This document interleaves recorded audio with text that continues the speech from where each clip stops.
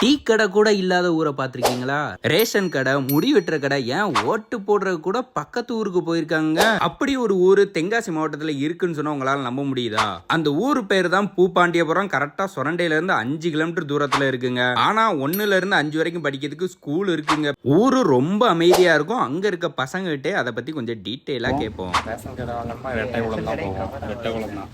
Tea coffee குடிக்கணும்னா tea copy குடிக்கணும்னா எல்லாருமே mostly வீட்டிலே போட்டு குடிச்சிருவோம். எல்லார் வீட்லேயுமே மாடு இருக்கும். இந்த ஊருக்கு பூப்பாண்டியாரம் இருந்தது இது தெரியாது. எங்கள் ஊரில் பாருங்க இந்த மாதிரி அழகழகான பூ எல்லார் வீட்லேயுமே இருக்கும். இது ஒரு கூட ஒரு ரீசனாக நாங்கள் சொல்லிக்கலாம். என்னென்ன சொல்றோம் பாருங்க. ஃபஸ்ட்டு இது வரைக்கும் வந்ததே இல்லை. இப்போ தான் பழையநாடார் புண்ணியத்தில் வந்துக்கிட்டு இருக்கு. அதனால தான் ஆமாம், காலையில் 1 time, evening 1 time Puliyangudi bus. Puliyangudi வந்து காலைல இப்படி போகும், வரும்போது சாயங்காலம் இப்படி வரும். அவ்வளோதான். இந்த ஊர்ல மஞ்ச காமலைக்கு வேறு கட்டுறது கொஞ்சம் ஃபேமஸுங்க. உள்ள ஒரு கோயிலும் இருக்கு, செங்கச்சூல இருக்கு. வந்தவனுக்கு நல்ல